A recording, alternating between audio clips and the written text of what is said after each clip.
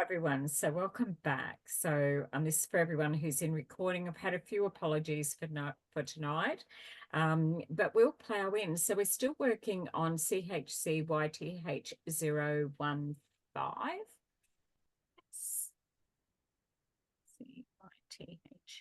CYTH015. And this is session 2, and we've got one more session after this one.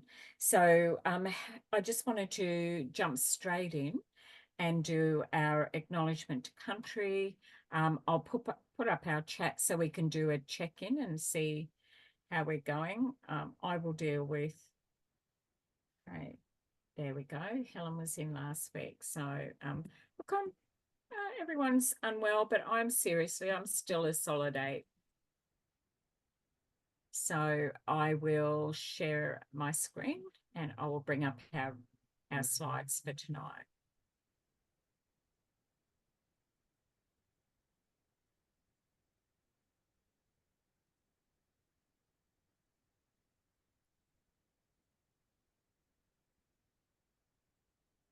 It's not.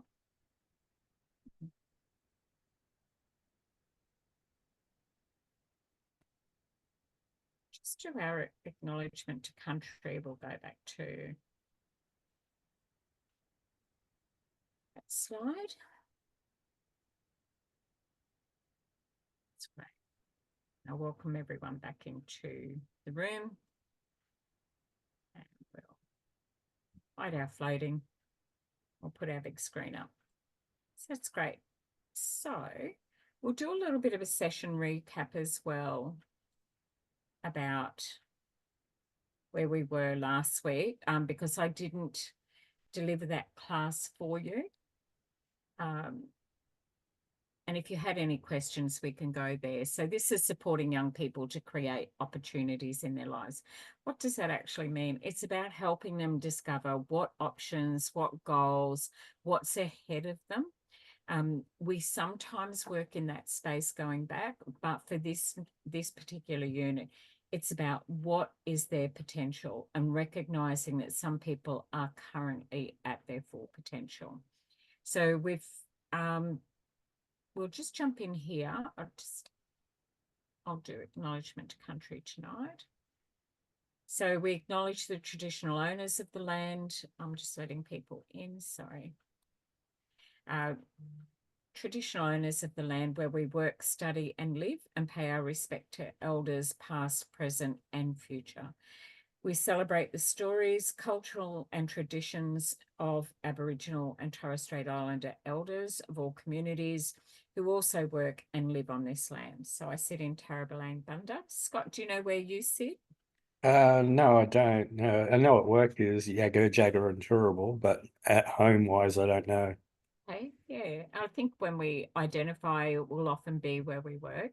Olivia, do you know which lands you sit on? I'm just looking it up now, Vicky. Okay, Sammy, I think you do.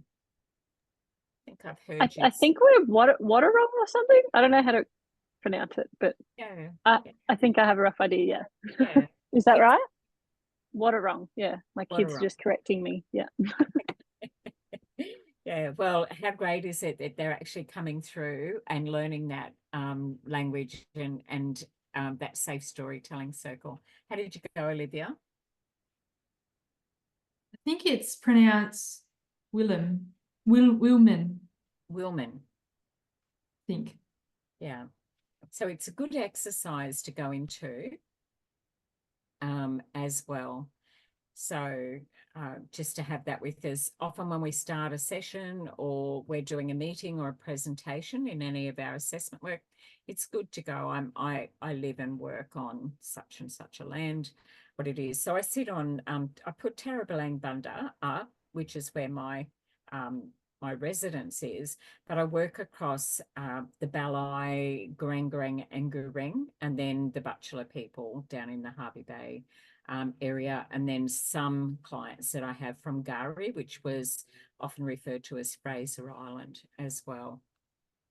So I like to get First Nation people to pronounce it because of the way it's written. It's not always how we actually pronounce it. I read it and then I'm never quite sure. It's such a respectful thing to do. But when we talk about diversity, even if I'm working with someone with English as a second language, I'll ask them to pronounce it. Could you just pronounce your name for me so I get it right? And I think people see that as a sign of respect as well. So a little bit of housekeeping. We're a small team tonight. We certainly know that winter is coming and that we've got people who may be sitting out. So we hope you enjoy the recording, and I will definitely wrap up any questions that we have tonight and where we are with this particular unit. So the assessments that are required and the submission dates we will do all next week, unless I've got questions that anyone would like. Actually, really love this unit because it's a core unit specifically around you as a youth worker. So Helen went through with you all the way through to slide 29. And I know that you will have a copy of this. If you don't have it at the moment, it will actually sit there with you in your portal. She spoke about the Maslow's hierarchy of need and how that actually sits with young people. That's our foundation work and our core work. The difference between a community sector worker or a community support worker and a youth worker is that a youth worker does different work. A community support worker is a generalist role. Often it's about information sharing. A youth worker understands that same information, but the work we do is completely different with young people, and that's our specialist area. So if people haven't got shelter, if they haven't got their emotional, social needs, as in like a roof over their head, food in their belly and clothes on their back, that's kind of how young people say it, and that they don't feel that they have a connection, a place where they belong. Doesn't have to be our blood relatives, but just feeling that they are part of another group, a community, a tribe. Then they sit below that line, that deficit, which means neglect or abuse. And then above that, what they need, all of those underpinning things to be able to survive, to thrive, then they move up to their cognitive needs, which could be education or learning how to do a job, that type of thing. And then some other nice things around them. And then self-awareness, that I have a voice and I have a value. And then as they elevate, move beyond that.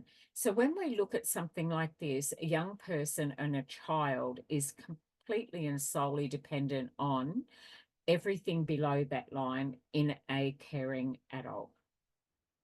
And then anything above that line is as they start to develop. So we refer to EQ, emotional quotient, and that's maturity. So even though we may have a young person who is trauma affected and they are in their 20s, like say 21, 22, up to 24 is in our target group, our demographic, it may be that whatever happened to that young person happened to them when they were still young. Their safety needs may not have been met, their shelter needs may not have been met. And when they are stressed or they are experiencing difficulties, they will revert back to the least developed part of their personality, and that will be below that line. So they won't be high functioning. It will be viewed as behavioral, which often has a label attached to it, rather than us removing the L and going, this is what are you able to do? So the work that we do as a youth worker is to just go a little deeper and what happened to you. Even though we may never say those exact words, we have to look at it through that lens of what might be happening here. And if it's a psychological injury, we can't always see it. And what does that look like when it actually gets acted out? So, okay, so we'll go to, well, I'm not recording that.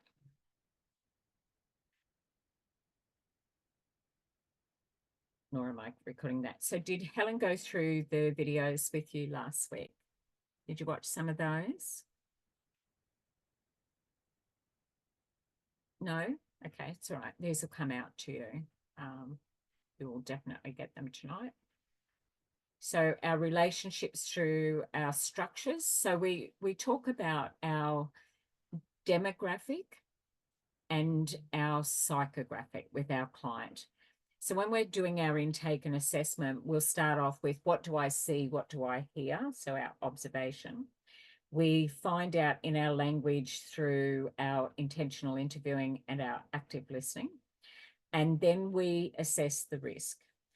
Then we start to move into the demographic. So are they my target group? What age group? And then apply our approach to that. And then we look at our psychographic, what happened to you. So we're looking now at those deeper levels of when we're working with a young person.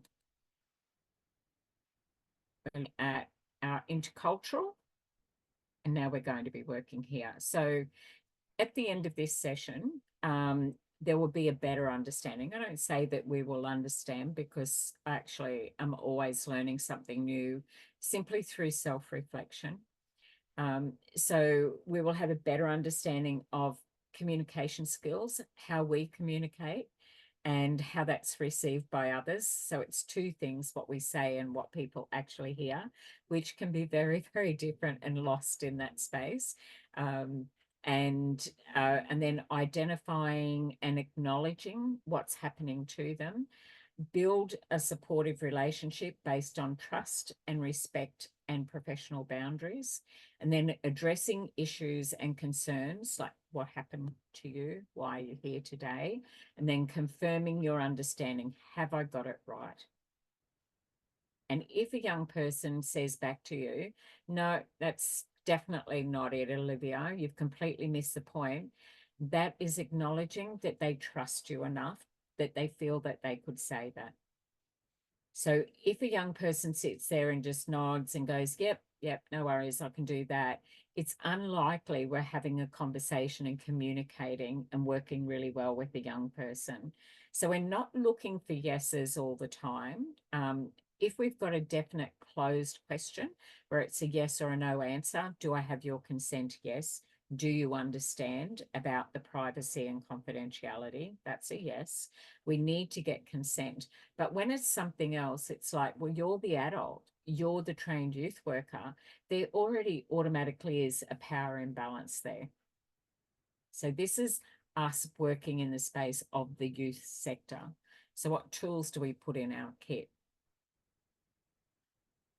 It's not what you say, it's also how you say it. So important. So if I started talking to young people the same way that they talk to each other, they would think I was weird.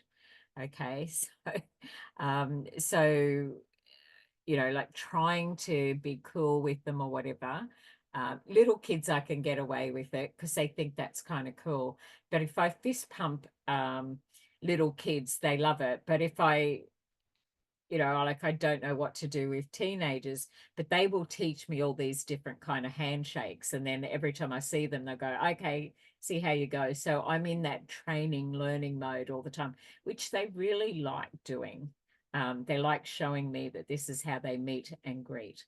So how we communicate is not always with our language. It's our tone, how we do that. And then if you've ever done a role play and recorded yourself, you'll realize that you actually sound like a sibling or someone else in your family. You don't sound like how you think you sound. So your tone is really different. Helen calls my training tone as my Auntie Vicky tone. So it's like, I'm going to explain it to you. Let me help you with that. But we can kind of hear a yes or a no. So a yes or a no is, it'll have a tone to it. What else is being said in that space? And you as a youth worker have to really listen to understand. Okay, even if it comes at us in a different way. So if someone's angry, what I wouldn't do is parrot back and go, oh, you seem really angry. Okay, well, that's fairly dismissive and possibly even disrespectful. But what I could say in that space might be, this seems really hard for you. Are you okay? That would be how I'd approach it, because I'd be wanting to de-escalate it. So the tone, I can't get someone who's really heightened to come and meet me in that window of tolerance if I meet them where they are. If they're elevated and yelling and I'm trying to get heard as well, and I raise my voice, I can't get anywhere. So I'm actually better to go the opposite. So it's like when you're working with really little kids, like your own siblings and things like that, or your own children, when they're yelling and screaming and ranting, because I work in the NDIS space a lot, it's easier for me if that child throws himself on the ground, for me to lie down on the ground with them. Okay, it's just easier, and then we wait. And we'll use our breathing techniques if that's what we've got to do, if we can get to that space. But with that little one, a young one who's 7, then it's not about words. It's about the tone. It's about the volume. It's about soothing. And I will hum with a 7-year-old nonverbal ASD ADHD child. So humming has a kind of vibration, but if I speak softly, he will go softly. So it's wherever we are, being really fully present in that space. So the last thing that a lot of family members, as we're working with young people and family, the last thing that family member is able to do usually is to be calm, because they're so strung out and they've tried every trick in their toolbox to be able to work with that child, and like they're fatigued. They've been doing this all day, every day for their child's whole life, but there's just like, I can't take it anymore. I'm absolutely at the end. And so bringing in support workers and youth workers, it's easier for us because we're not dealing with it 24/7. That's why a lot of people look at teachers and go, you know, I think they're incredible. What they really mean is, you're incredible because you give me 5 to 6 hours of peace and quiet, and I can get my brain back. And you do that all day, every day. But they're trained, qualified, educated. They have resources, structure, routine. And they have peers around them, lots of distractions. Whereas, of course, that would be what it's like. Does that still happen in a school environment?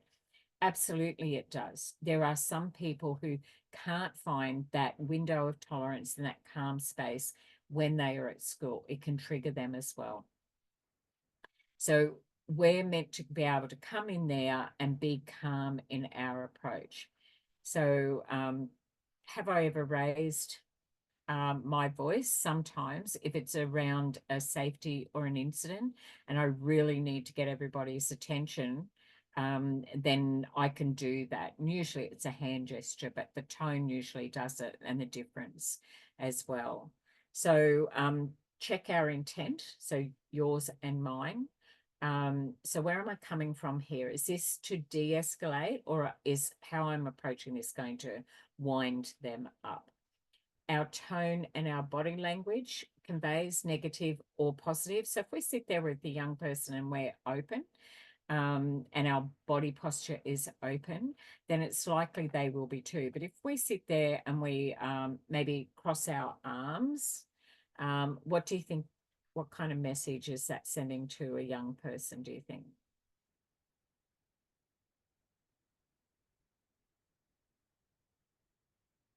Do you think that might be closed? Yeah. Pointing is another thing, you, rather than, hey guys, welcome in, let's. So we use language like we, let's, us. Could we get consent? How about? It's about learning a language that will encourage and be respectful. Ensure that it matches what you want to communicate. So if you're actually putting in a boundary because someone stepped over it, and you need to show them, no, you stepped over that boundary and this is it, sits over here. We've done some of that in some of our role plays where we've had conflict and you've had to de-escalate it. It's taking charge and taking control. So there's nothing wrong with a boundary. A boundary means respect. I respect you. You respect me. We'll get our work done that way. So you have rights as a worker as well as responsibilities, and you absolutely have the right to be spoken to in a safe way, the same as our clients, in a safe way. So we just make sure that it matches what we want to communicate. So if someone's doing something and it's inappropriate, if we laugh, it's quite likely that that will send a mixed message to a young person. Okay, so it wants us here to have a look at, have you ever said something, or has someone taken what you said and took it the wrong way? And why do you think it was misunderstood? So this is actually a little bit of reflection for us now. So if you got that down, I'm going to put you all into the one group because we're a small group tonight. So how can the same words mean something different depending on how they're said? So have a think about that. What might be a twist on words, perhaps. So have you ever said something and someone took it the wrong way? Why do you think it was misunderstood? Okay, I want to tell you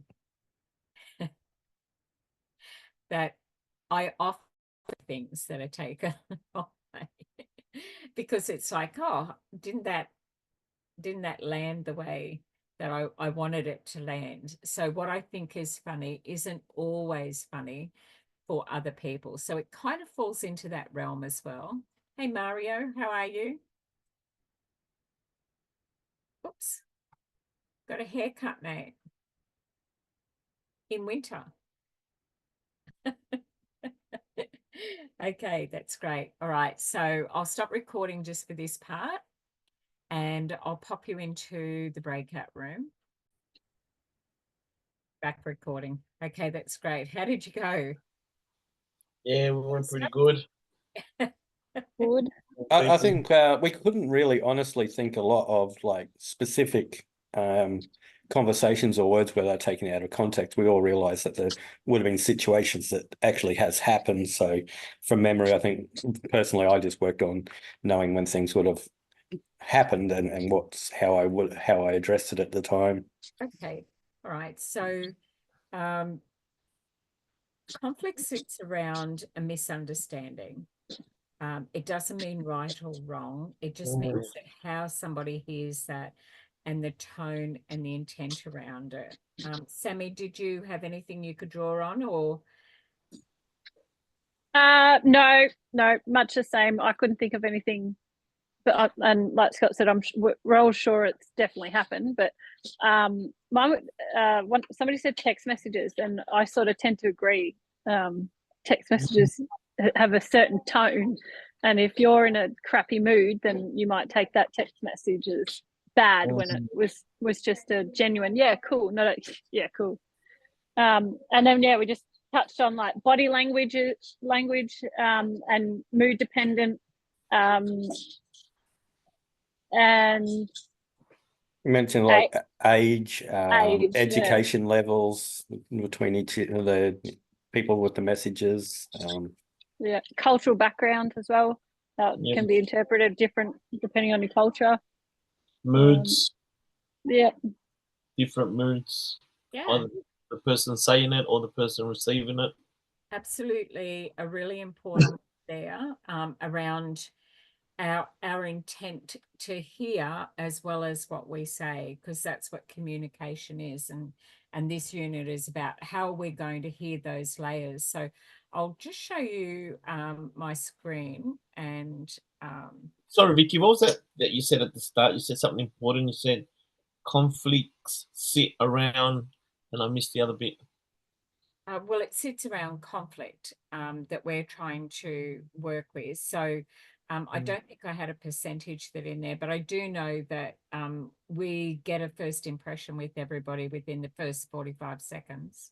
We're going to make a judgment call about somebody, and it'll be all of those things that you've raised. Like it'll be the mood, the cultural. It's like we're quickly trying to process what makes sense to us in that space. It could be how we look, how we sound.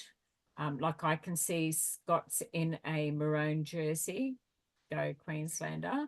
But if we had some blue jerseys in here, that would shift the vibe and the mood of the room. And nothing will have been said, but it says something. It says to me that Scott supports Queensland. But if we had someone in here who supported the Blues, then that's a kind of rivalry, and that is still communication. It's like when a young person goes to court and they've got something offensive on their T-shirt. If they don't wear a button-up shirt, the magistrate is going to have a view about that young person. How they dress is a sign of respect for others, not necessarily about their self-expression. So what message do you want to give when you go into that space? And that's that intention. So let me just find for everybody, just my Slack. I'll show you the active listening. I'm hoping I can show you the active listening. Okay. I think I can do that. So we'll have a look at active listening, and we'll also have a look at what are the barriers to active listening. And this one, I think the last time I tried out my Slack, I kept having this recording come on, and I'm not exactly 100% sure if it was you guys that I did that with. Every time I tried to turn it off, it just did not do that. Can you see my Slack picture there? Let me just move that screen, that black bar. Okay, so this is to build your listening skills. Okay, so active listening is hearing the content, listening for feelings, observing the body language. A neutral technique, that's what you're going with. That's your, I'm neutral. I'm coming in to this space as a 5. Paraphrasing, so saying it back. Self-awareness, like I'm aware that I've got this view about Blues supporters. All right, so it's a bias. It's not an unconscious bias. It's something I'm aware about. Then there, upon reflection, you go, you know what, I could have handled that differently. I mean, I was born in Sydney. I totally understand if I was still living in New South Wales, I would probably back the Blues. Okay, so it's a soft, safe topic, but don't think that people don't get into conflict at games like footy and things like that, because they do. It's not about the colour of the jersey. It's because there's something bubbling underneath the surface and the intent that they've got. Then we have questioning. So we refer to that as motivational interviewing. So if you see MI, that's motivational interviewing. Intentional interviewing questions, which means I need to get to here. We're at point A and I want to get to point W, but to do that, I've got to know where I want to head, and then I've got to work my way back again. So to do that, it's like, how am I going to get that young person to tell me some things other than yes, no answers? So the active listening, they're going to give me clues and cues. And then clarifying a question. So it's like, oh, help me better understand what you mean by that, rather than say right or wrong. And then summarizing. I'm happy to send any of this by email if you'd like me to do. And then summarizing. So what we kind of covered today was like, this happened and it was taken the wrong way. But you're okay with that and you want to leave it as it is. There's no action to be taken, or but it's left you with an uncomfortable feeling. Have I got that right? Just check. Just check, have I got it right? And if they go, no, you've got it completely wrong, that's trust. That means they can correct you. And they don't do that normally because that may have unintended consequences for them. So when you're working with a young person, you're working as a youth worker and you're establishing trust, we do that by developing our active listening skills. They are that toolboxing. How do we do that? We do that with open-ended questions or coming out of service. Okay, so help me better understand. And if we think it's something, just say, I wonder if it's in a curious questioning way rather than a statement of fact, because we're only looking at that through our own lens rather than the lens of that young person. Let me see if I can get that to be okay. So boundaries. What are some of the barriers to? Whoa, okay, that looks really weird. Did not like that at all. Let's see if we can open that up a little bit more.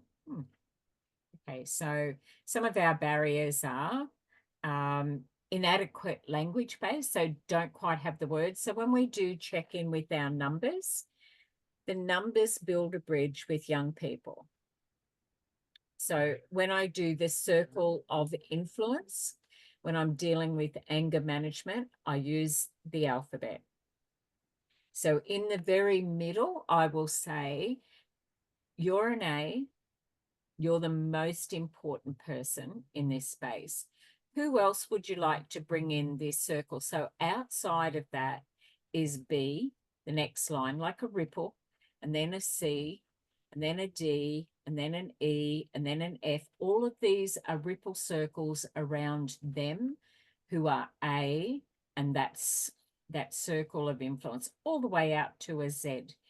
And so they might not have the language to be able to say, you know, what they said to me hurt me, so it hit me right at that A.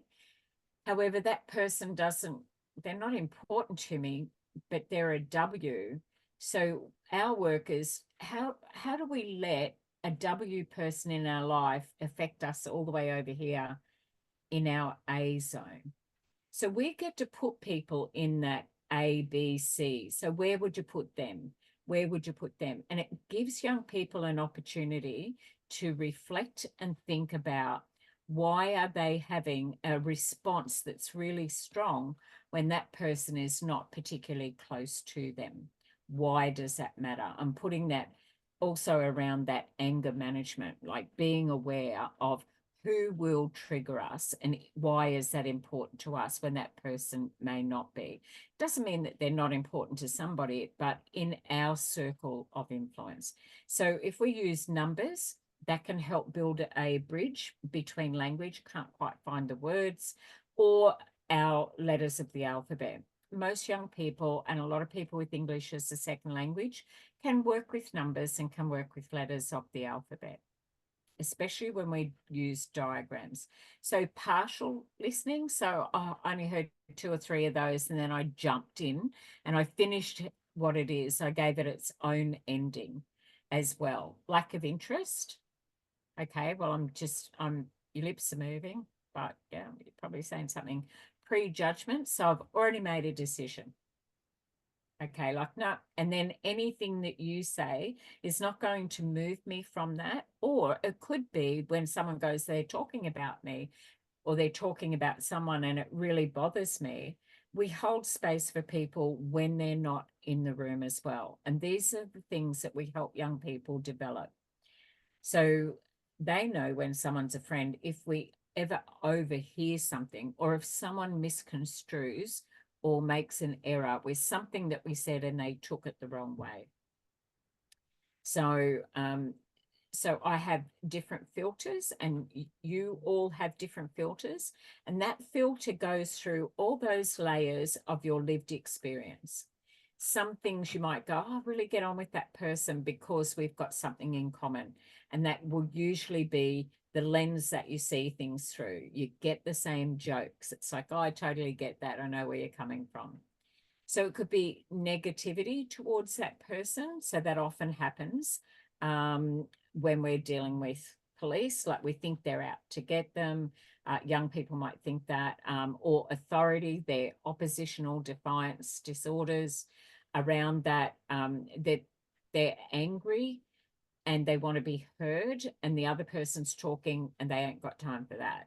So it's like, you're not listening to me. And so they will raise the volume and think, well, if I yell, maybe you'll hear me better. It's like, so I will always say, can't hear you when you're yelling. I want to hear what you've got to say, but I just can't get there at the moment. Could we do this? Get permission. Could we do this a little softer? And it usually de-escalates a situation fairly quickly. The diffidence, that's mean take it or leave it. Yeah, maybe, maybe not. Intolerance, that's often a bias that's quite just before deep-rooted beliefs. So I could talk to a young person and they'll say, I'm never going to change my mind. That's it. And then they might be 20 and I will ask them, so when you were 15, did you think differently? Oh, yeah, completely. All right. So do you think that maybe in 5 more years' time, moving forward, you might think differently again? And that's a point where self-reflection happens. And it's not a challenge. It's just like, what kind of things did you think were cool when you were 15? Tamagotchis and Yu-Gi-Ohs and things like that. Now you know how old my children are. But it's different things. And then things kind of circle back. So it's about having an intolerance to something. But a deep-rooted belief, that is absolute door shut, nailed, that's it, gone.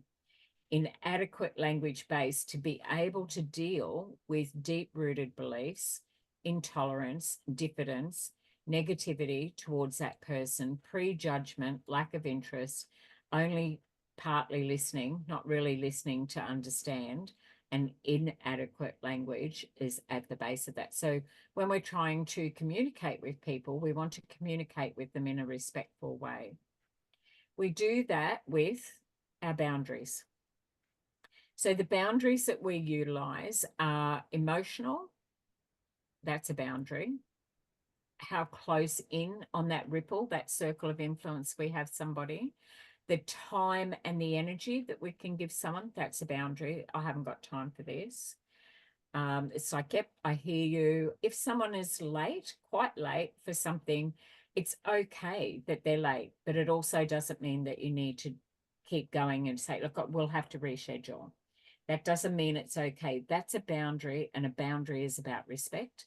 Material boundaries of our possessions, the things that we have. Hey, that's my knife. I work with that one at work. You've got your tools over here. These are the ones that you use. So it could be about a vehicle and how they're looked after and treated. So you might lend something, but the boundary about respect would be that it would come back to you in a good condition. The mental boundary, so freedom to have your own thoughts, beliefs, values, and opinions. But as a youth worker, we step in when neutral, but our client is free to have their own thoughts and beliefs and values and opinions. So I respect that you disagree with my opinion, but don't force your own, would be a different conversation we have. So we may have to coach a young person how to have that language to be able to put a boundary in to look after themselves. We might have physical, so it depends on how populated the area is that you live, and if a person is an extrovert or an introvert. So if they're an extrovert, they are energized by others. So we've talked about the different personalities, the different birds and kind of things like that. But then we have a think about whether our personality is extroverted or introverted. So we've got a bit of both, but we're more strongly one or the other. So if a person is like, oh, wow, this is great, you know, you get some people and, you know, they walk into the room and go, I'm here, everybody. So it's like, you've all been waiting for me, is kind of an extroverted, peacocky kind of thing to do. Beautiful, unique qualities, absolutely, but it's not right or wrong, but it might be right or wrong for you. And what we will sometimes do is put that lens, that filter over to someone, and we use that as a guide. And when we're working with young people, is making sure we don't get them to think their way is the only way. It's like the differences in other people is what makes us our strengths and our weaknesses. So we can complement, and you might hear the expression opposites attract. But it brings out the strength.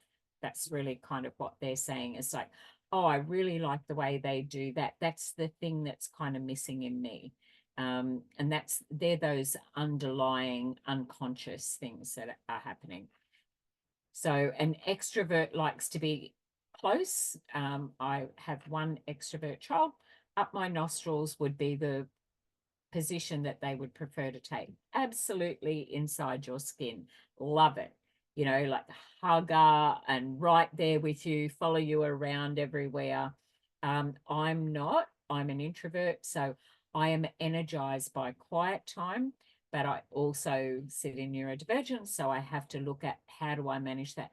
How do we see that? What's our lens like over when we see certain things? It's like, oh, I just don't click with that person. They're really loud or whatever. When we're working with a young person is, oh, are they regulated?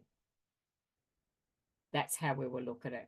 And then we have a look at what those financial boundaries are, where a person might look at it and go, well, you should be able to help me with this. Not every service and organisation that we work with will be able to provide those services that we want to be able to do. It also gives us that classification around where someone is. So if someone's got the clothes or that brand, a lot of young people can feel that they are outside that circle, simply because of their socioeconomic standing, what kind of car their family may or may not drive, what kind of job that people may or may not have. I remember a conversation where a guy said, I want to be really wealthy, and I want to be like one of those dads that walk their kids to school that I see. And I said, so unemployed? And they hadn't even thought that a father that is unemployed or not working is a different term, may have the time to do that, or a shift worker. That through the lens, they just looked at that and thought, how great would it be to be able to walk my kids to school instead of going to work? But the lens that they had over that was different. Whereas that other father might be looking at someone driving to work and wearing a tradie gear or whatever, thinking, I would really like to be doing what you're doing. And so it just depends on the lens that we have when we come in. So we use, be really clear and specific what you want to say to a young person, use appropriate language and avoid sarcasm, not always received the way that we would might think it's funny. And it's a bit like that scenario that we did in one unit where it's like he was mocking that guy, using him as the I guess the joke, like the stand-up comedian kind of in there, and getting a few laughs out of it. But it actually, on that particular day, it hurt that young person's feelings. On other days, they kind of cope with it.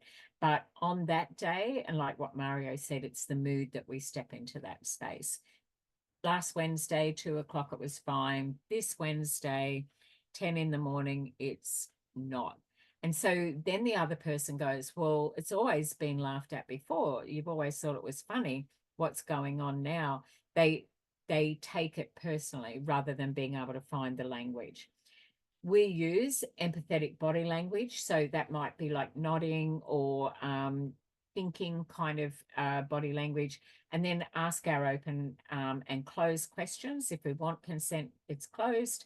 And if we want them to talk, then so that we can get them stepping off from that, rather than just give us a yes or a no answer or a I don't know, then we would frame that around who, what, how, when, where, and why. Or it would be invitational, like yeah, like, what would that be like for you? You know, help me understand, like, it's extend an invitation. So you can see in this picture, this is a worker, a youth worker working with the young person. There's no eye contact from that young person, but that's perfectly okay. That they have crossed their leg, but the leg is crossed facing towards that young person. And they are making notes, but the young person is relatively close. And it seems like a youth-friendly enough environment there, and there's a glass of water for them if they would like to have that. So they're doing a bit of a tick and a flick chart, and you've got to do your file notes, but we can't be so engrossed in that filling in the form is more important than connecting and listening. So she's still looking at that young person, even though the young person isn't looking at her. What are our strategies and why are we there? Identify and acknowledge the circumstances outside of the young person's control. That sounds tough. That must be really hard for you. Okay. Which bits do you think we can navigate now that we're in this space? So if you're working with a young person and they're going to court, it's outside their control. You know, all you can do is everything you can do for that magistrate. Help them do a letter of support. Be present in the court if that's your role. Be able to do a third party letter and say the young person is attending programs, engaged in counselling, contributing positively in the programs that are on offer. That can actually be something inside the young person's control, and it can be viewed favourably. You as a youth worker are advocating for that young person in that space. We support them, we communicate in a way that's appropriate, and we pitch it to their level of understanding, not where we are, what they can. Does that make sense? And just check. Yeah, no, I don't really get it. Okay, all right. Well, let me unpack that a little bit for you, and then take appropriate action to address any immediate issues or concerns. I won't put you in a group there. Open lines of communication. All right, what is a barrier? We had a look at what were the barriers to active listening. So we talk about being aware of our own stress levels. What's our number when we check in? If we're not quite there yet, then we'll use the breathing technique. Okay, something that's like, okay, I've got to take a moment before I jump into this. This one's going to be a bit tough, or before I step in. Sometimes it's okay to actually step out of the room for a moment if you feel that's happening for you, or for them, be observant and go, let's take a break. This is pretty heavy going, hey? And just like let them know that it doesn't have to keep going.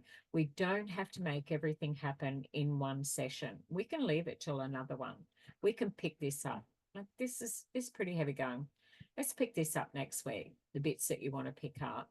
But let's just go and do something else, and turn that up just to help them regulate.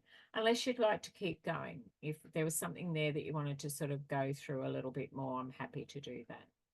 Not every young person is in a heightened state where you feel like it's chaos and crisis. Some are so flat and low that we have to kind of try and get them into that middle space, that window of tolerance. They often, I'm there, and they're checking in as about a 1 or a 2, but we're not going to try and push them to get up to a 7 or an 8. It's like 4 could be at their full potential. And so we just say, how did your morning go? Oh, it's better than I thought. Okay, was there anything there that you really liked or you didn't like and don't want to do again? Yeah, I don't want to do that bit there. So good. Okay, let's not do that. And we would just jot that down in our file notes. Find a common ground. Don't judge. So listen without, and we never give advice. So with that, My Advice Monster, that TEDx talk, I encourage you to find that. I think it's Gary Bunjay. Pretty sure it's Gary. But that My Advice Monster is a great talk. So instead of like, oh, I know the answer to this one, I know how to fix this problem, that is actually not our work to do in that space. It's just to get people to feel okay about that. That sounds tough. Have you got any ideas on how you'd like to sort of tackle that? What were you thinking? Have you done anything in the past that's worked really well? I wonder if that would work over here. And then expect rejection. Like, not, you know, like not everyone is pleased to see us as a youth worker. So just be really aware of how we step into that space and be as neutral as we can. So not rattled if they are amped, and not rescuing if they are flat.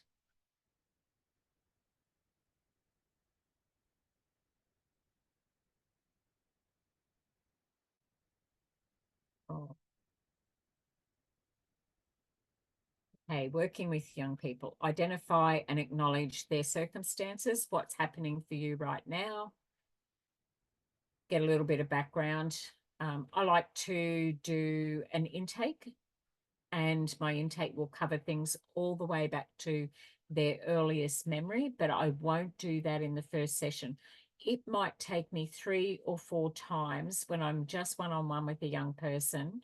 Like we've gone back, your schools, even how many schools a young person has attended is a pretty big deal. Lots of change, lots of chaos. Can't find that space of regulation.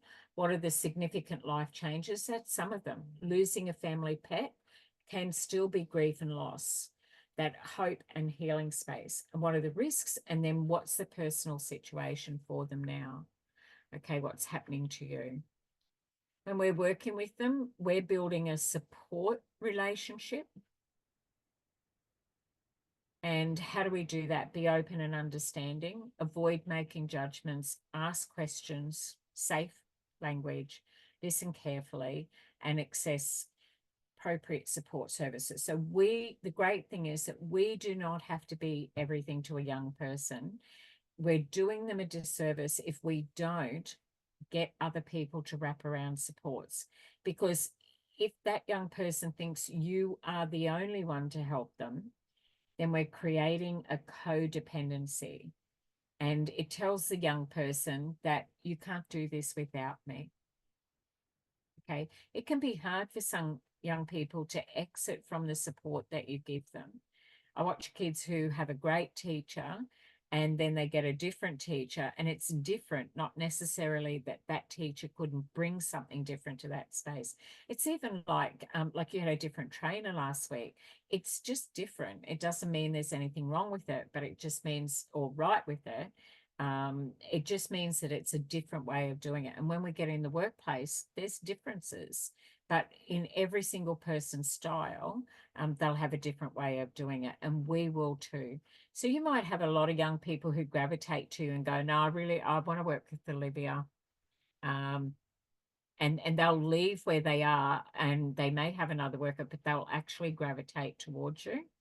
And that'll be because there's something about your energy, your intent, your mood that you take into that space that feels safe and seen and heard and belonging. Skip that one. There's a lot of videos in this. So I liked how you said, it depends on their age. And we look at those judgments, financial, kind of car, what do your parents do, sort of thing. I know that as a kid growing up, I used to think it was really strange to hear things like Father's Day and Mother's Days. Now, schools are a lot more in tune with that not every young person has a parent or both parents at home. When you're living in a structure or an institution, there is no parent figure in that space. So when you're no longer in that, and you watch other kids get permission slips signed and things like that, it's quite an oddity. To be okay with it, some people can look at that and go, oh, you poor thing. And I'm going, oh, I don't think that's a poor thing. But other people have a lens over how they perceive that information. And we just have to double check, what's my lens when I step into that space, when I hear that information. They might not have that intellectual, so we pitch at their level. The language, we work with the same. Their belief in themselves, and then what are the stereotypes, and then being able to make their own choices. Sorry, Scott, question? I don't know if it's happening for the others, but my screen's still showing just the barriers, the 6 barriers. So I don't know if I'm getting a bit distracted that you're talking about other things while the barriers thing's still stuck up there. Okay, so it did freeze. Okay, All right, well, I know my content. We can move beyond that. So sorry about that, Scott. That's okay. I just thought I'd mention it. I'm not sure if it's happening with others or not. You mentioned that like there was other videos coming up, so I thought It is. you might be.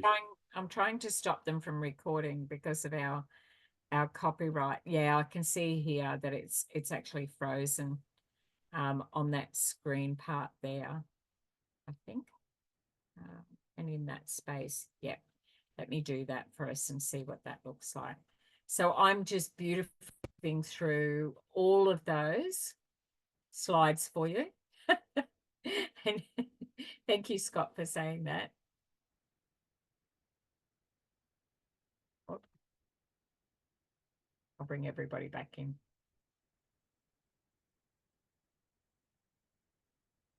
Yeah, so you've actually done a lot more work than you think you have done, guys. So this is where we are up to here. And I've moved past some of those, and we're actually at this spot.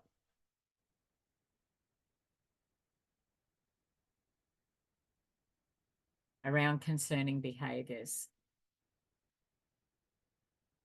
Okay. So is there a question in chat at the moment that someone wanted to ask? Sorry, just wanted to double check. We're right. So Mario raised mood swings. That was really important. Below the line, we're looking at aggression or low achievement. Above the line, what we see, physical changes, lack of attendance, school absenteeism, and then low self-esteem and low achievement. It may be acting out. It might be ODD, an oppositional defiance disorder. There's usually another reason. And so our lens has to be out of curiosity. It could be ADHD. It could be sensory processing disorder, could be autism, sitting in neurodivergent, learning disorders and anxiety disorders. So I encourage you to research a little bit about some of these and how do they present as well.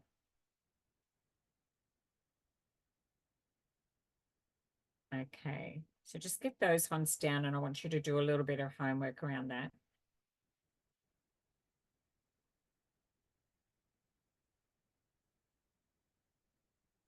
Okay, types of disorders and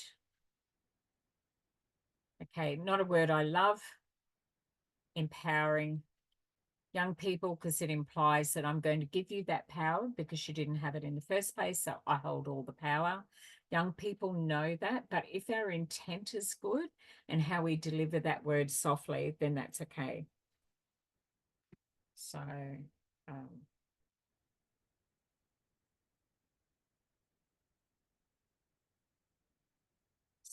adopt strength-based. So find something that they do that's really good and then promote agency. What that means is rather than empowerment, it's like use your voice. And if they're not sure they can, then do role plays with them. Okay, well, I'll be that person. Why don't you try it out on me? All right, I'll try it out on you and see how that fits. Oh, I couldn't say that, Scott. That doesn't even sound like me. But it's like, well, what would it sound like if you were saying it? Just to go a little deeper and get them and encourage them to do that. And then foster the right to self-determination. Well, that's your call. That sounds like I'm going to take your lead. You know, well, I move as fast as you do. You know, we take it a step at a time. If it feels overwhelming and big, they're giving you the cues, make it smaller and easier to manage. So if someone is really heightened and angry, go calm. Right. So if someone is really flat and low, go soft and light. Usually the opposite to the mood that they are, because you want to bring in into that window of tolerance. how do we apply different ideas? So we promote that they've got a voice, like it's your decision. If this is on self-determination, that's your choice to make there. That dignity of risk could be the choice they're making might not be a great one, and it could end up taking them down a particular path. But it's like, let them know that they have a choice in this. Like it could go either way. I like to go, well, let's say we're at a crossroad, and if you go left, it looks like this, and if it goes right, it looks like that, and just unpack it for them before it happens so that they can go, I don't know if I want to go down that path. But it's about risk and reward. Now, young people rarely have the time to think about it. It's kind of like, it seems like a cool idea at the time. There is no delay. It's like jump in afterwards. They might go, that was pretty dumb. Okay. But they don't have the benefit of that because they're still learning and growing. They just haven't got that processing in yet. So foster the right to self-determination. So it's like, well, let's have a look at some problem solving, like the crossroad one is a good way. A lot of young people that we work with would like to get their driver's license. It's one of those milestones that they reach. So when we're working with young people, we can use language around how are you traveling, the wheel of balance. Now we've got to merge into that lane. It's a lot easier if we find something that they can relate to. So even if they aren't driving, they've been a passenger and they're thinking they want to drive and they're starting to notice some of those things, I'm going to indicate, I'm going to let them know this is where I'm up to. Oh, I'm going to just touch my brakes and let them know I'm going to slow down a little here. So we start to use that language, and that is cognitive behavior therapy, doing it another way, but with words. So focus on strengths. That's an open door, and the young person will lead. So I will often walk just behind or a couple of steps behind so that they get comfortable being ahead of rather than following. Encourage collaboration. I really kind of need your help with this, buddy. And then support motivations, like, yeah, that's good, give that a go. Even if you've got a fairly good idea that that may not work, we're not trying to stop them or interrupt that learning opportunity for them. And then foster resilience. So I will say, rather than bounce back, I'll say, let's bounce forward. Let's lean into this. Okay. And not yet. Okay, let's just put it to the side and we'll come back when we're ready. Always about choice, and it sits in our language. They are strategies, and that's what a youth worker's job is.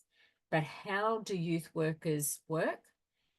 It's in our language and our communication, our energy, and our other skills, like our soft skills, like active listening, motivational interviewing, and just that respectful language and those boundaries, super important. Okay, so that is a wrap up of our sessions, because in this one actually has a lot of videos which we can't play while we're here in class, and we are at 7:29, and I'm open to questions. Would you consider external noise volume as a barrier? For me, 100%. I can't see if it's noisy. There's certain lights in my house that I can't be around. Any fluoro light absolutely is a real triggering thing for me. So, so your youth-friendly environment that you're working in, that's important. I'm mindful if I'm heightened that I have to regulate myself, because otherwise everyone will join me there. Next thing, everyone's got their energy and their vibe rocking, because it's like, oh, cool, we like hanging out with Vicky, but that means we've got to amp it up a little bit. I have to be really mindful that I don't put them into that space. Okay, that I've got to be calm and regulated, but sometimes it's helpful and we can do that. And I'm looking at you guys and I'm going, here you are, it's hump day, it's Wednesday, and you add this on the end of your big day. And it's a difficult one, this subject, but Who feels that there's areas that you've got strength in on what it is that we covered tonight? What's an area that you would like to improve the skills?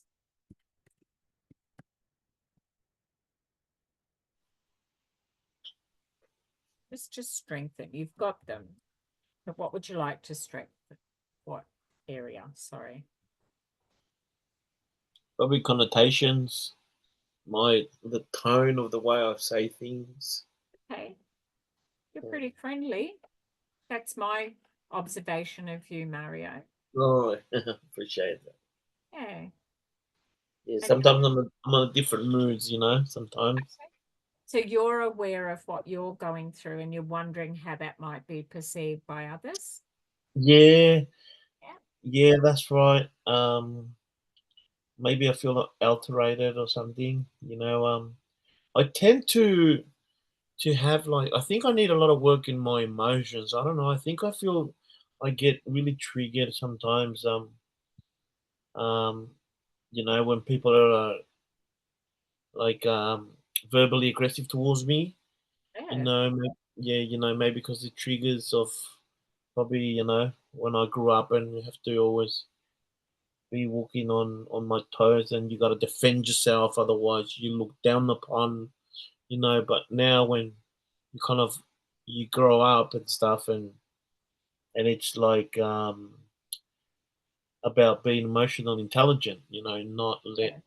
things around you, I like insignificant things, yeah, change the way you feel. But so I don't know how I'm going to go through that. I know it's like something that happens inside my body, you okay, so know. it's a trauma response Yeah, you know to what I mean? something. Yeah. Yeah, that is some, I don't know, like some kind of, I think it's like a DNA or something starts to stir inside, and then I go, oh, I shouldn't have taken that. I should respond back. But then I try to say, no, you're not, because you know where that's going to take you. That's probably going to take you to, it's throwing a bit more petrol on the fire. Yeah. And, you know, it's probably going to take you to um, a place, you know, where altercations, you know, unintended consequences and that. So I'm having these conversations with myself, but I have to remove myself from those situations, and I have to kind of like practice my own what I preach, where I have to do the breathing exercises, and even though, and I'm fighting, you know, like yesterday, I give you for example, I was walking in Footscray. Footscray is a very rough area Okay. in Victoria. There's a lot of people walking around and, you know, doing drugs or under the influence of this and that, and I was just walking to this shop, and so then I saw this African guy coming out of his car, and he had a balloon in his mouth. So, you know, a balloon in his mouth. That's what they do here. They kind of they get high of these little metal little bottles. They're called nangs, and they put their oxygen. It's some kind of like liquid or something in Okay. balloons. Oh, yeah. Yeah, you know, and they breathe, and it only gives them like probably about 30-second rush. You know, it's similar to chroming. I don't know if you heard about chroming. Yeah. The kids, you know, they sniff paint. So and this guy, you know, he was tall African, and I couldn't help but looking, you know, wasn't staring, but I turned around and I was walking on footpath and I looked at him, and he had that, because you know it's abnormal not to see a grown man with a big balloon hanging out of his mouth. So and I think he was like high or something, and he said to me, he said, "You're right, mate." He goes, "What are you looking at?" Like that, you know, and then and then like the old me would have acted differently, you know. But I looked at him, and I had a quick response, and I go, relax, mate. I go, I thought you were someone else, you know. And then he just looked away, and then I kept on walking, and then I think there was another guy walking behind me who was dressed as a worker. Probably I finished work, and he was probably started talking to him, asking him for cigarettes, and I saw him. He was pulling out his cigarettes and giving. So he was kind of like bothering people, you know. He was looking for trouble.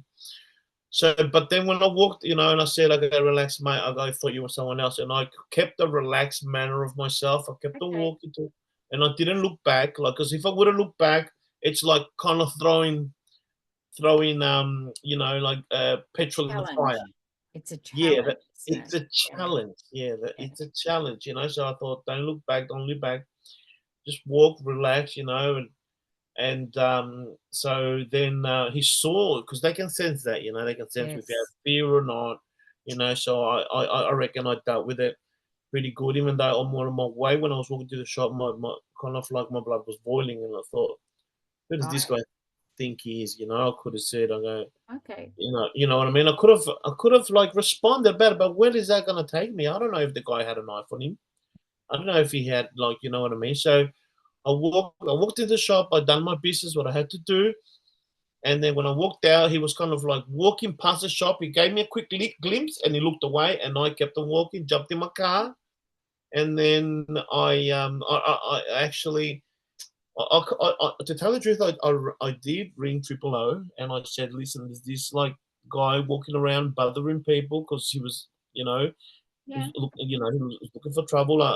And the guy behind me, he was coming back from work, and you know, I could see him. Who knows? Probably was asking him for money. So then he was walking around. I think must have got a cigarette from him, intimidating people.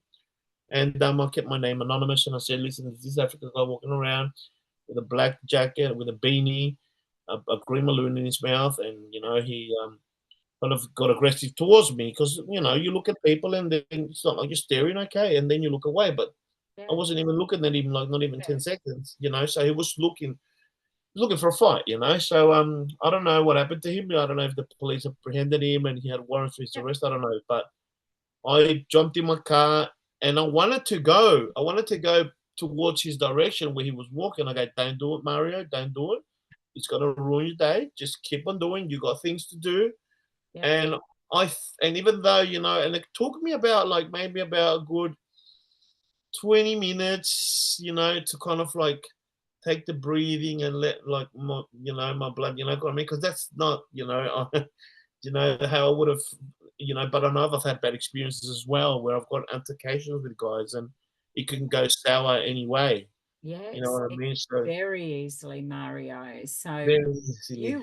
I want to give you some feedback here. Like, Oh, one, beautiful. your self-talk is incredible. Yeah. You're rationalizing it. But look what you did. Mm. You had this adrenaline spike, That's the word I was looking for. Adrenaline. Yeah. fight, flight response. Yeah. Then you did Fight or the flight. duty of care around making the phone call, self or others, and you're risk assessing the whole way through, even though you were under duress yourself. Like, Wow. you sensed the potential for danger and you moved away from it. As a first responder, you did absolutely everything textbook perfect. Oh, But it cost you something. yeah. That's the other side of it, Mario. Your actions were absolutely spot on, but the effect it has on you can be a deficit. So when we talk about deposits and withdrawals, we totally can build. Our deposits are breathing, good sleep, not being fatigued, reading things that strengthen our knowledge. Like, you did absolutely everything right. However, it withdraws from you, your energy, Yeah. something from you. And even though you're saying I struggle with it for about 20 minutes and that, still leaves a residue. It does. Yeah. And It you've did. got to look after yourself. You did, you know, because after that, I went to park at a car park, and you know, I took out my book and I started reading and that, and I thought, oh, wow, okay, this course is really doing great things to my life, even though I cannot articulate the way you just put it now, but no, I think They're all your steps. Like, if we do first aid, we go Dr. ABC. So danger, response, we do all of that, you know, ABCs, the breathing, Are they bleeding? You know, we go through that. You are doing everything. So you've got that worked out. So something happened to you, that adrenaline. You did the survivor, fight, flight. There was danger. Absolutely. You know, that's what we're Yeah. going to do. That's our response. We've spoken about this in the past. Scott heads towards it. I head toward it. You would normally, but you used a lot of self-control not to head towards that Yeah. because you assessed the risk. Now, I've not, okay, you know, like you knew that could go anyway. And for another reason that I've heard you talk about when you're assessing risk is when there are drugs involved, it can go anyway. Like, you know what a belligerent drunk is like oh, That's right. they're heavy and they don't move and you got to pick them up and carry them. Drugs is something completely different. You Yeah. cannot assess. You move away. Now, I wouldn't head towards that kind of danger. That's unpredictable. And like you said, you didn't know if they had a weapon. So a good Samaritan can step in and go, hey, you know, settle down, buddy, nothing to worry about. That could go very, very badly. That's right. And you That's did right. everything textbook. Then you made the phone call to Yeah. make sure others were safe because they could be very unwell. That's right. Yourself or others. That was youth work in action. Oh, beautiful. Wow. But Beautiful. it Thank you. cost you something, and that's the other It part of it is did, you yeah, must it look did, after yes. yourself. So I am. if we've got lots of deposits, we can make a few withdrawals. That's what I'm saying. So our deposits are read, practice, go through. So I wanted you to diffuse it a little bit. And I want you to tell me what was the number when you headed into Footscray? What number Oh, between 1 and 10 were you? I was actually, no word of a lie, I was actually feeling 10. I was feeling really good. I Heightened. I just came back from seeing my mom and stuff, and she, you know, she made a good meal for me and stuff. So, yeah, you know, Great. So you were a 10 when you head into Footscray. yeah. What was the number when you saw this guy? When I saw this guy, well, it wasn't so much when I saw him, but the chemical reactions that it made in my emotions, my body, it went down straight away, maybe to a 3. Mm, Yeah, to a 3. okay. And as a 3, you're in danger, or others might be in danger, self or others. You knew it could go either way because you do have good skills, Mario. But you might not have realized that you went through textbook everything that you learned. They're your foundation skills. Yeah. So, but how are you traveling? So you'd had this amazing thing, but look at the contrast. Saw mum, great meal, felt like a 10, moved into something that's like, whoa. So we've gone up and down, and that's what it Yeah. is. It's keeping, not letting the highs get too high or the lows too low. Now, when we're in a heightened state like that, everything you did absolutely spot on.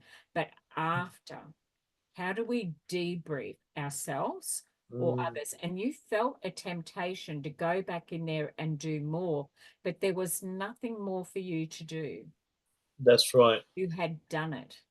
Yeah, There was no more work for you to go in there and do. that's correct. Yep. And we have to get comfortable being uncomfortable. Yeah, that's right. Yeah, So that's right.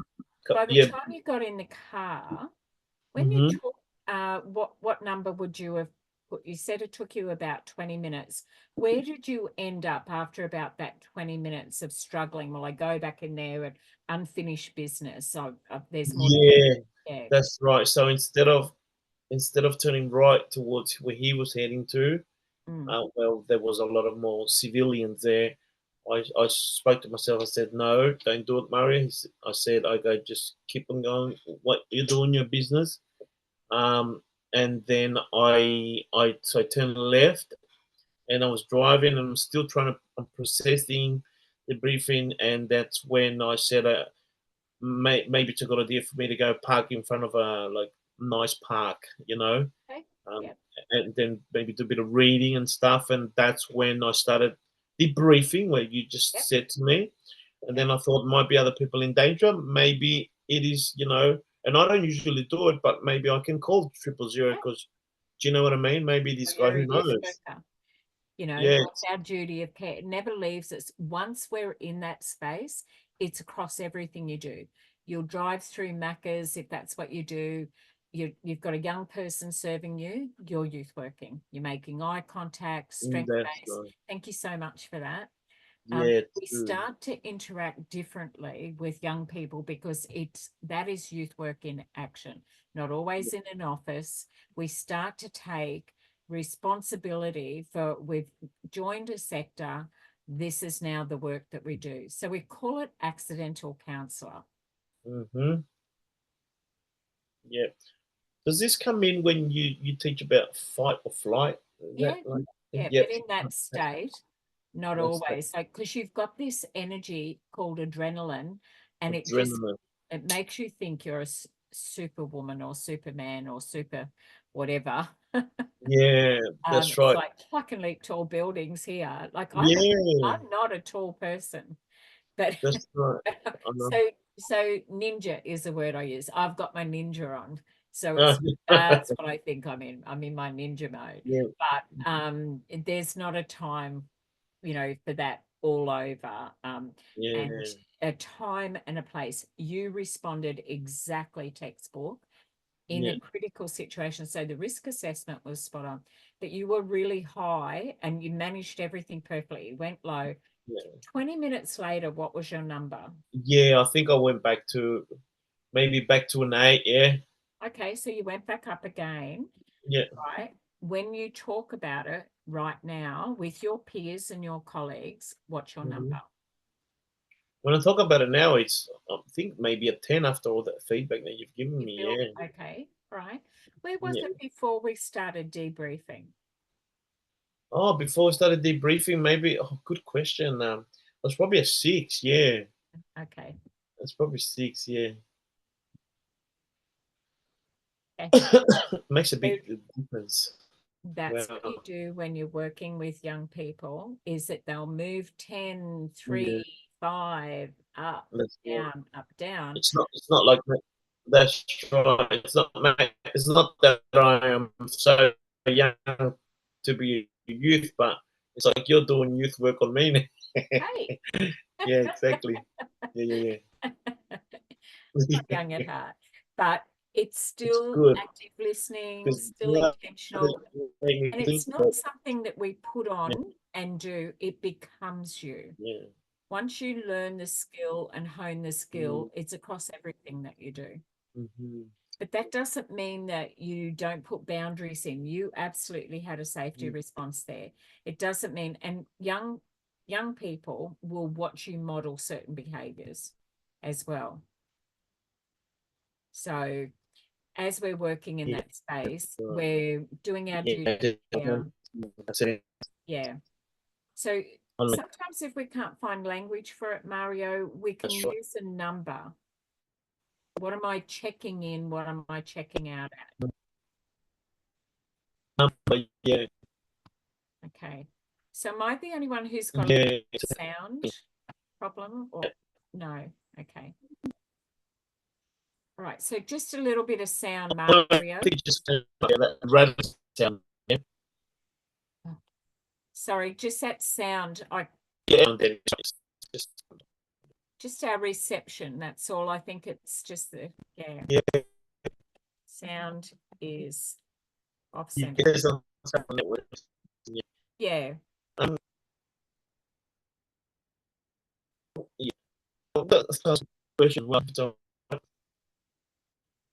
Yeah, sorry, I'm missing some of that, and I'm glad that we were working together, but I don't think I'm here. Do you want to try turn your camera off? Try that and see if that fixes the bandwidth. I can hear you. Do you want to give that a go? Yeah, it's a bit better. Yeah, it's a bit better. No, it's still a little. Yeah, Yeah. sorry. Is that better? Mario. Yeah. Just see how we go. I don't want to kick you out of the room, mate. Yeah. There you go. That's tricky, isn't it? But look, we've unpacked that. Can I get some feedback from Mario though? Yeah. Sorry, Mario. Let's give Mario some feedback as peers in this space. If you had seen that situation, what might what might you have done differently?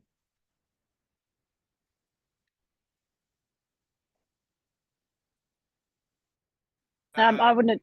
You go, Scott. No, you go.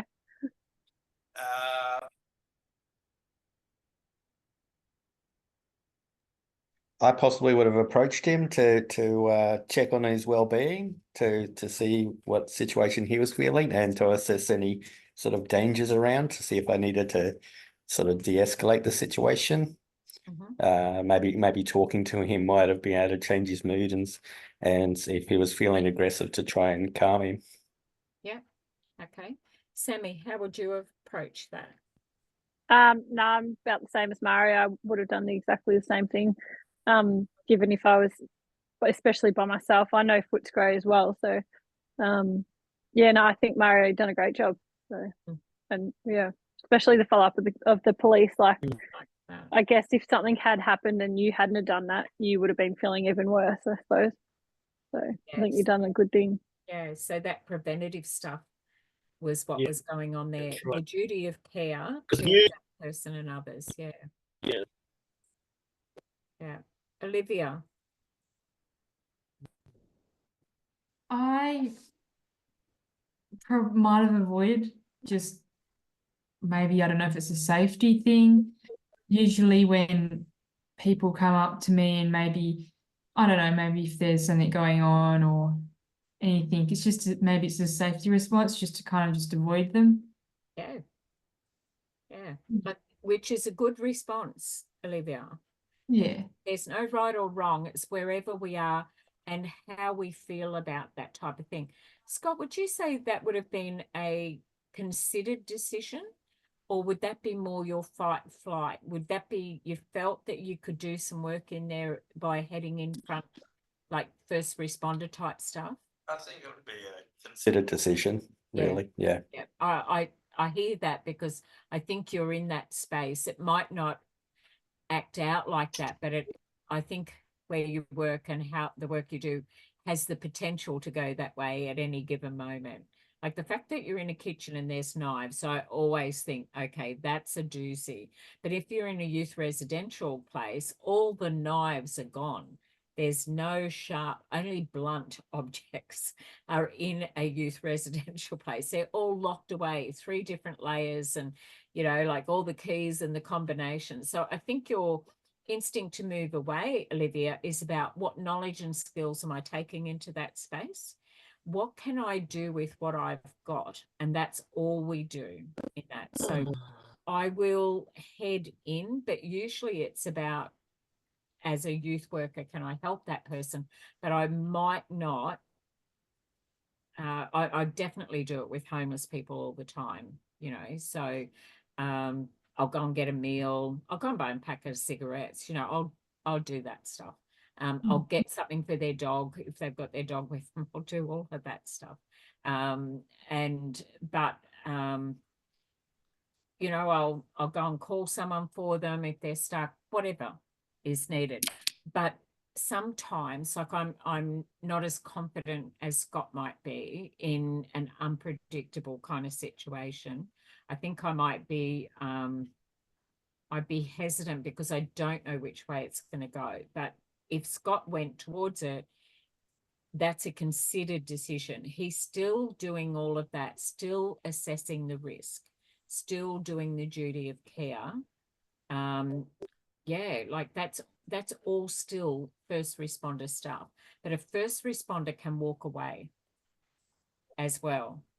You know, that is safety, because you can't do any other work if something happens to you. So when we attend a traffic accident, we don't stand in the middle of the road and try and direct the traffic, because they're not expecting it.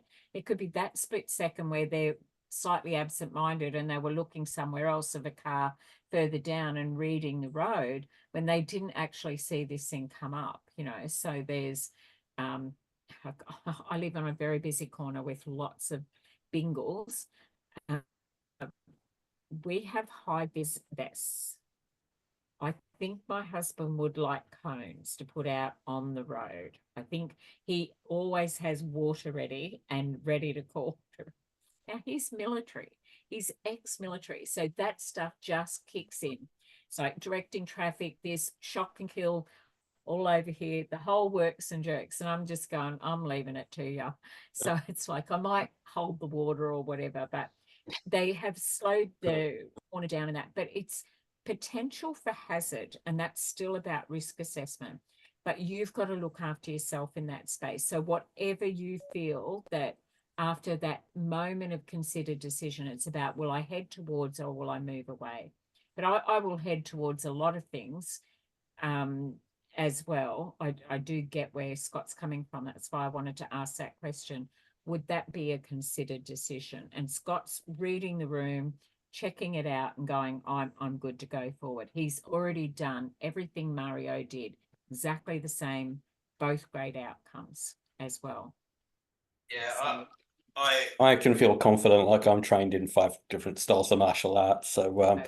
I'm confident in my own ability, but it's Yeah, really comes to with disable somebody fairly okay. yeah, I don't look for the violence, but I've had to self-defend, so I'm confident with my ability to Yeah. defend myself, but mostly going in with the approach of really showing no judgment on or negative judgment to allow them to feel Yeah. comfortable is the sort of essence I'm trying to put out in those Yeah. situations.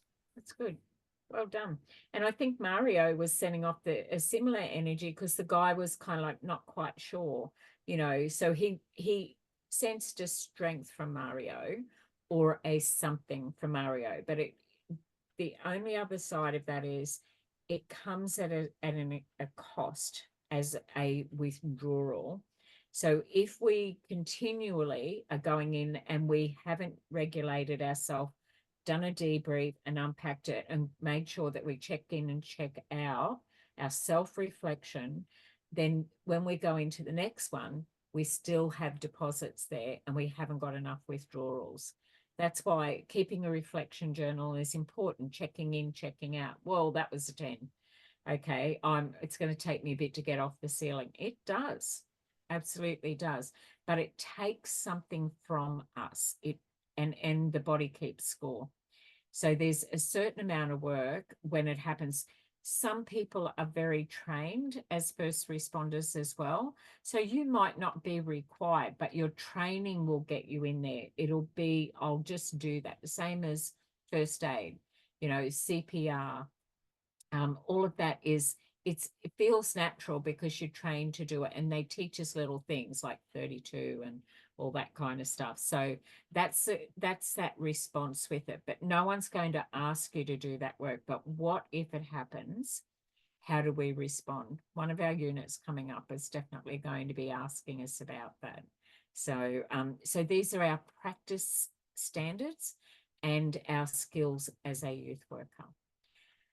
Okay, well, I'm going to wrap up the night for you guys. I'm going to stop recording, and we've been through our PowerPoints, and I'll stop recording here knowing that you've got some videos to watch with this as well, and we will pick this unit up again next week, and I will just quickly stay here for some questions and answers for anyone that's in our class tonight.